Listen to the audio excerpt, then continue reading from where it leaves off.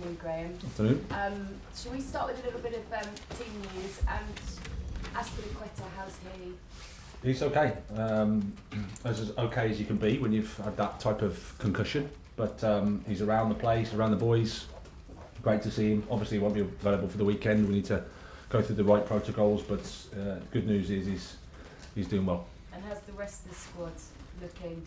Any other to report? And those that have managed workloads that weren't injured, might they be back and okay? Yeah, they will. Yeah, so we've had a good week's training. Everybody's available pretty much, apart from N'Golo and Christian Pulisic, that are making progress, that are joining the warm up at the moment, and they'll be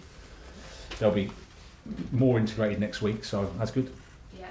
How tough has this week been for you, Graham, in your squad, and how many home truths have you had to tell to some of them, or have they told some to you?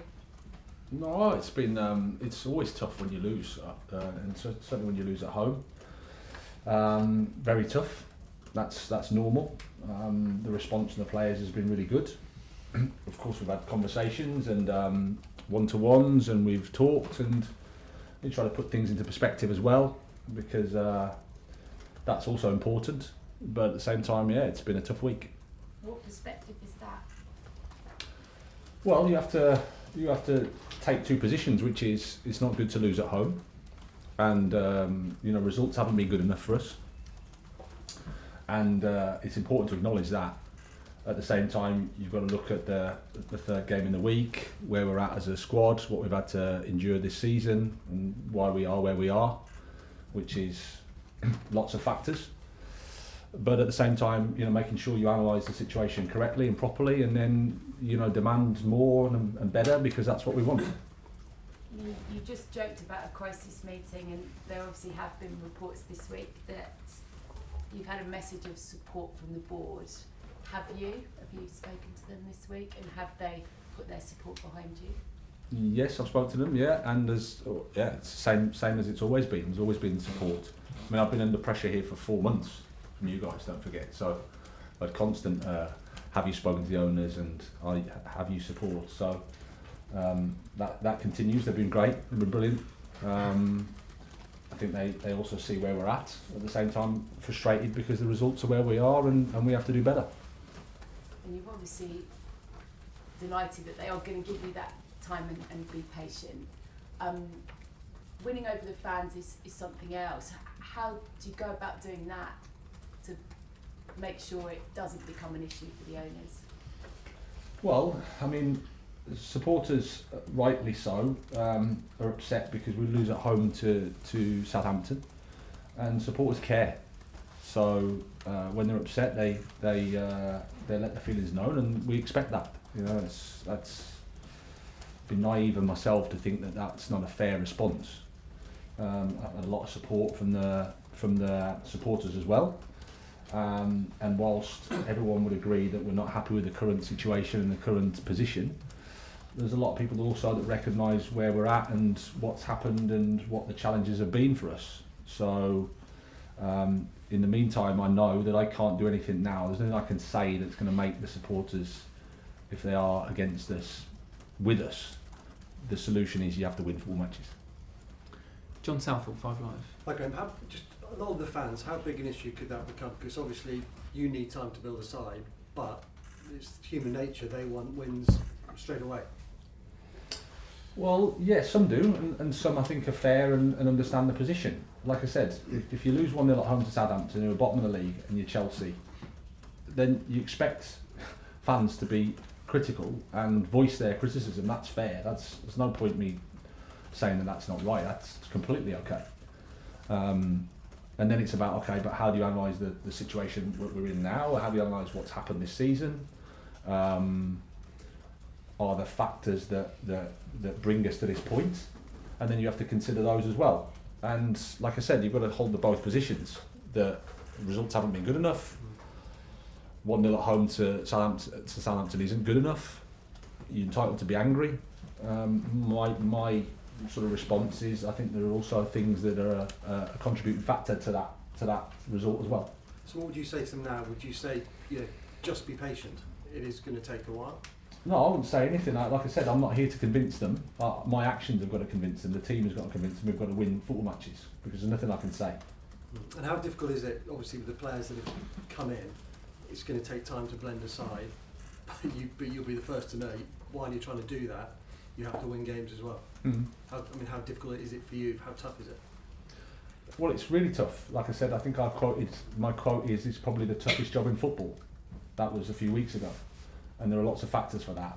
And again, if you just take the season, a suboptimal pre-season. Speaking to a couple of the experienced guys, sort of thought it was the worst pre-season they've had for different reasons. It's not to blame anybody for different reasons that happened. What kind of reasons were they giving for that? I don't think I want to speak about that. I think it's more just organisationally. It was for different reasons. The tour didn't quite work as well as they'd like, etc., etc. I wasn't there, so I can't say. But that was that's the thing. Then there's a manager change. We've had old players that have left, new players come in, manager change. I turn up in the middle of a Champions League Saturday, Tuesday.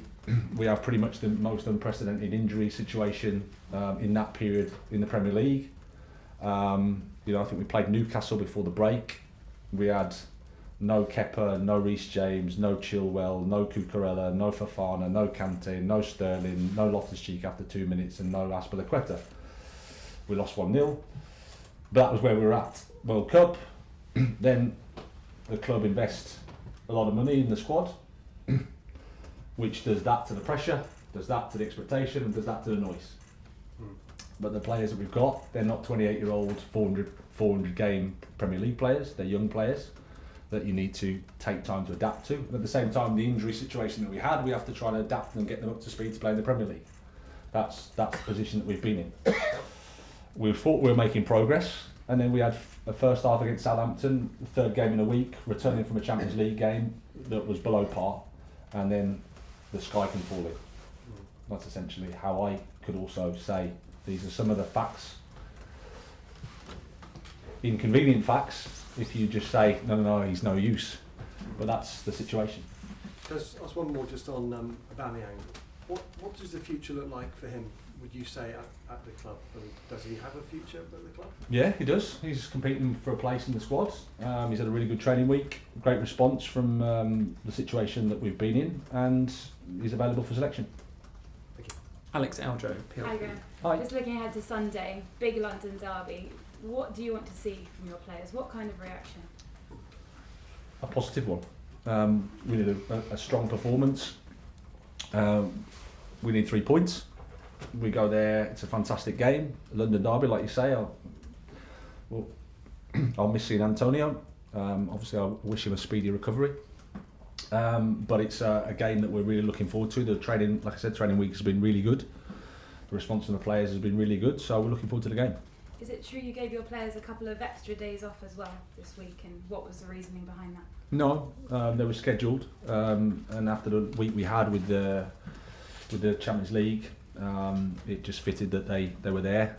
Sometimes you need a couple of days to clear the head and to make sure that the feedback and the planning is correct. So it was already scheduled. You said earlier you've been under pressure for 4 months now. How do you cope with that pressure, and are you able to block out the noise from outside? Well, you're asking me the question, but I don't think anybody's really bothered, is the truth, because I'm the manager of Chelsea, and I've been asked for 4 months, so, and the pressure's, it's a two-way thing, isn't it? I've been under pressure for 4 months, so 4 months ago, was I under pressure? I don't know. But as obviously now, when the results are that they are, you accept it, absolutely. Why it's fascinating to see the process play itself out, and like I said, I've sat here for 4 months and answered questions about pressure, time, how much have you spoken with the owners, the same question every week. And I think that's just part of life in Chelsea. And then you have to accept the fact that when the results aren't like they are, then you accept criticism, and that should come, and that's fair. I think the mood in here has always been relatively positive and respectful. So, but it's not to say that it's easy at all. because your family life suffers, your mental health suffers, your personality. It's hard, but you're not really bothered, huh? Really, that's just how it is. Martin Tyler, Sky Sports. Hi Graham, just Hi. one about football.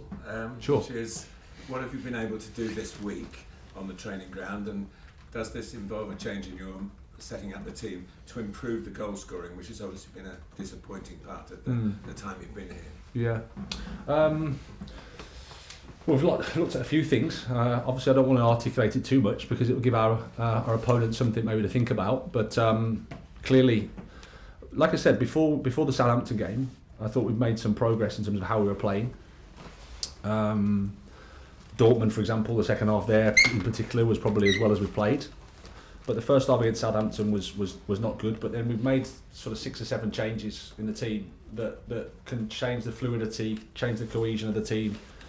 It makes it not so easy for the players, which obviously I take responsibility for. I thought the second half we should score, and sometimes a bit of luck. But from a training perspective, we've tried to work on being positive, acting well, behaving as a team that understands the responsibility, understands the position we're in, and acts in a way that we should. Are there too many players afraid to miss at the moment? Is that a pressure being a Chelsea footballer, not just a striker? Anybody, Fulham I'm going to tonight, they've got 12 different goal scorers in the Premier League. Arsenal have got 13. People to be stand up and be counted in that respect. Are you looking for that? Well, it doesn't matter who scores. The more goal scorers you have in the team, the better it is. As I've said before, I think my job, and we haven't done it as well as we'd like, is for the team to attack well. That chances are created from all over the pitch, and then you can score goals. As it is, we've made steps in terms of how we played. It's still not perfect by any stretch. But whilst you don't score and the XG is this and the reality is this, there's always a debate to be had. But I think my focus has always been how does the team perform better, how does the team attack better, and then I think with the quality of players we have, I think we'll score. Okay, last question on broadcast, Simon Johnson. Hey Graham, Hi. Just following on from Martin actually, during your chats with the players this week and the team, has that been something you've been talking about as a team, sort of how you can score more, and are you particularly frustrated that defensively only Newcastle have scored fewer, conceded fewer, so you get goal scoring right and suddenly it kind of looks better for you? Yeah, and I think again, if you watch the Dortmund game second half, if you play that game 10 times, I think you score 7 or 8 out of 10, maybe 9 out of 10. Just we didn't. João Felix hit the bar and has a good chance in the first half as well. So that's positive. So, and again, sometimes you can go through little periods where it just doesn't go. There's lots of things just go against you, and you think, Munich, what's going on here? It seems to have been that way a little bit. But like I said, if we perform to the level we did against Dortmund, and if we perform to the level that we did at the start of the West Ham game, and we keep moving forward, I think we'll score goals because we've got the players that can do it. The quality's there. It's about when you integrate young players and new players into a team, it's not so easy just for everything to click. The most difficult part of the game is the attacking part of the game. So it's no surprise that maybe you have to work a bit with that. And again, with the situation that we've been in, players coming back from injury, it's to get that fluidity, to get that certainty in your attacking play. It's a process. Did you talk about it at all though this week, like, as a group? Yeah, we've spoken about it. I've spoken about it with individuals and not as a group in terms of how to attack against Tottenham. Really, to focus on that. Sure. Because the past is the past, and we need to focus on the next game, which is Tottenham. And how can we attack well there against a team that doesn't give much away? Defend with a back five, defend strong, defend deep, press high when they can. So we try to think about that.